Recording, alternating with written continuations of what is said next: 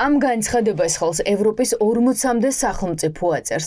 Ყველა თანხმდება, რომ ქართული ოცნების პირობებში ქვეყანაში მკვეთრი დემოკრატიული უკუსლოა და ადამიანის უფლებების დარღვევებმა პიკს მიაღწია.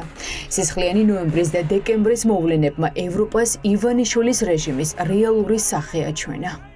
საქართველოს ხელისუფლებამ პატივი უნდა შეკრებისა და გაერთიანების თავისუფლების და გამოხატვის უფლებას გამოიძიოს სამართალდამცავი ორგანოების წარმომადგენლების მიერ ძალის გადაჭარბებული გამოყენების ყველა ბრალდება და პასუხისგებაში მისცეს პასუხისმგებელი პირები. მოუწოდებთ საქართველოს ხელისუფლებას გააუქმოს გადაწყვეტილება 7 დამოუკიდებელი სამოქალაქო საზოგადოების ორგანიზაციის საბანკო ანგარიშების გაყენვის შესახებ.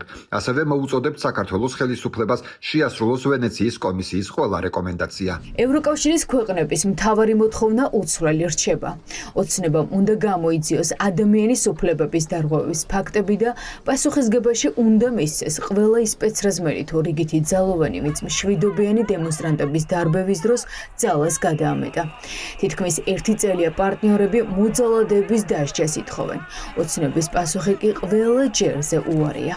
ჩვენ ამ ქვეყნებზე უკეთ ვიცავთ ადამიანის უფლებებს საქართველოში და ამ ქვეყნებისგან განსხვავებით, რომლებსაც აქვთ რეალური დემოკრატიული უკუსლო, ჩვენ გვაქვს მუდმივი დემოკრატიული წინსვლა და ეს არის მუდმივი პროცესი 2012 წლიდან მოყოლებული. მათ აქვს სერიოზული პრობლემები ადამიანის უფლებების კუთხით. ყველა ამ ქვეყანაში არის პრაქტიკულად დემოკრატიული უკუსლო, ამისგან განსხვავებით საქართველოში არის დემოკრატიული პირობებში გაქვს რამდენი მოძალადე დასაჯეთ შინაგან საქმეთა სამინისტროს თანამშრომლები, რომლებმაც ძალას გადაამეტეს. სადაც მოხერხდა იდენტიფიცირება, ყველა იხდის შესაბამის სასჯელს. რამდენი სპეცრაზმელის იდენტიფიცირება მოახდინეთ? როგორც მომიტინგეები იყვნენ იღებებით, ასევე სპეცრაზმელების და ვერ მოხერხდა კონკრეტულ შემთხვევაში. ასე პასუხობს კრიტიკას ბიძინა ივანიშვილის პრემიერი. თუ ირაკლი კობახიძის დავუჯერებთ, საქართველოში უფრო დიდი დემოკრატია ვიდრე ევროპის ნებისმიერ ქვეყანაში. მთავრობა პრაქტიკულად ამბობს, რომ დაუსჯელი დარჩება ყველა ის ძალოვანი, ვინც რუსთაველის გამზირზე ადამიანები დაასისხლიანა.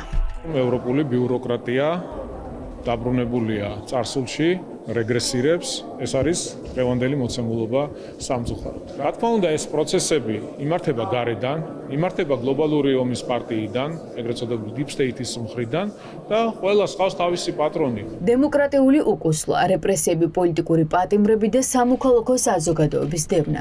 ეს ყველაფერი ოცნებისთვის დემოკრატია, თუმცა არა იმ ბრიუსელისთვის, რომელიც საქართველოს ევროპულ მომავალს განსაზღვრავს. ანტიქართულმა ოცნებამ საქართველოში ფეხქვეშ გათელა ადამიანის უფლებები და ეს ძალიან კარგად იციან ევროკავშირში და დასავლურ სამყაროში.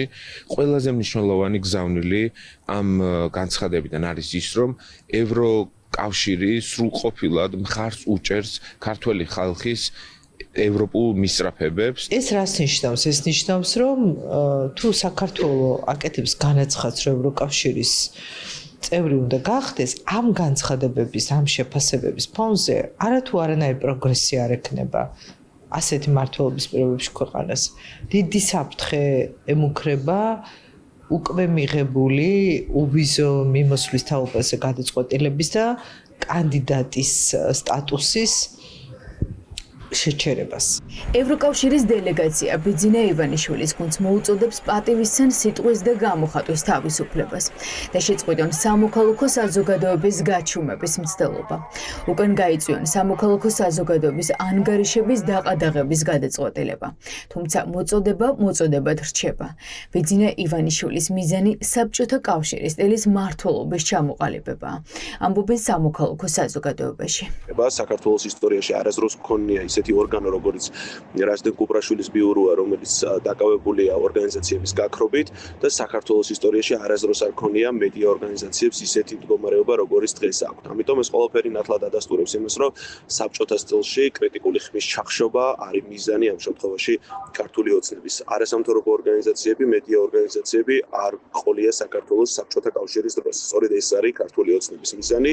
ამ განცხადებაში წერია ზუსტად ის, რის გამოც ივანიშვილის პარტია ელჩებს დიპლომატიურ სანქციას უწესებს.